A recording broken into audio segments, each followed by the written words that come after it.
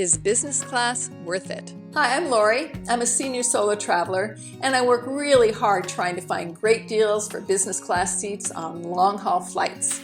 I've discussed this in a previous video, how I go about finding those deals, and I've left a link in the description below.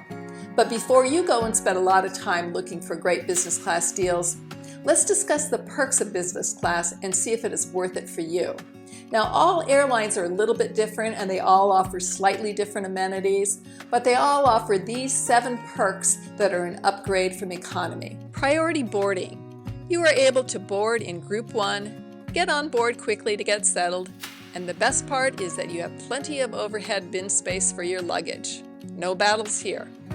Better service. The flight attendants usually call you by name, offer free drinks as soon as you sit down, and are generally more attentive to your needs. Amenities. For long-haul flights, you get an amenity kit, which usually includes the standard items of toothbrush, toothpaste, lotion, lip balm, pen, earplugs, sleep mask, and socks or slippers. You also are provided a pillow and blanket for sleeping. For shorter flights, you don't normally get an amenity kit, but they might offer you a pillow or blanket on request. Superior food and drink choices. In business class, you generally get a meal unless the flight is very short. On long-haul flights, it can be a much more extravagant meal than you would get in economy. It usually includes several courses and a specialty wine list in addition to cocktails on request. The quality of these meals vary greatly. I can't say I've ever had a great meal on an airplane, but usually business class meals are a step above what they serve in economy. You also get unlimited snacks. Luggage perks. When you fly business class, you are generally allowed to check 2 bags for free. The weight limit is usually higher for each bag than it is in economy.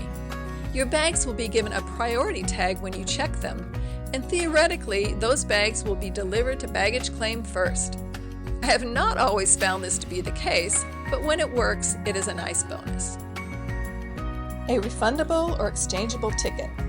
Now, a refundable or exchangeable ticket is sometimes a perk of a business class seat. Usually you have to pay extra for the refundable seat, but not for an exchangeable seat.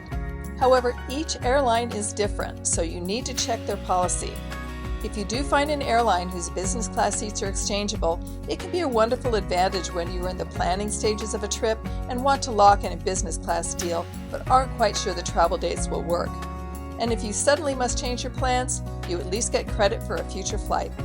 And last but not least, a more comfortable seat with leg space, or a lie-flat seat. Now let me clarify that there are all types of business class seats.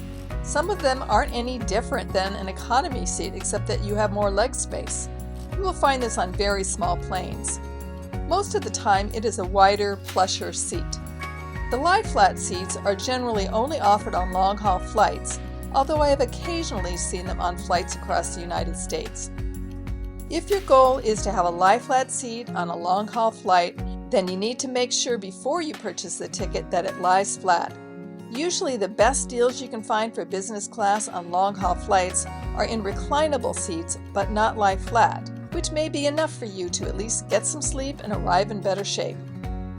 Now, you might have noticed that I haven't mentioned lounge access.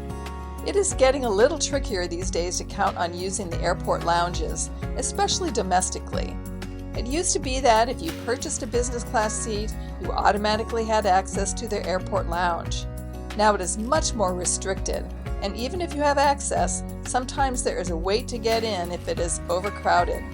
Each airline has its own policy. So if lounge access is important to you, you will want to check before booking.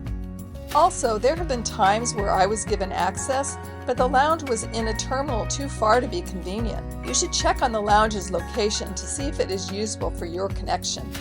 So when I go through this list, the only 2 perks that are worth the extra money for me are the exchangeable ticket and a lie-flat seat. If I was someone that could sleep anywhere, I would tough it out in economy, because it is so much less expensive. For me, I'd rather scrimp on hotel and food at my destination than beat myself up on a long flight and arrive in pain, so you need to decide whether it is worth it for you. because even the best deals on business class seats are usually 2 to 3 times the price of an economy ticket. For me, business class is only worth it on flights overseas. I don't think it is worth the extra expense on domestic or short routes. Let me know your thoughts in the comments section. I have left links to other travel advice videos in the description below. And if you'd like to follow my senior and solo travel journeys, please like and subscribe. Cheers!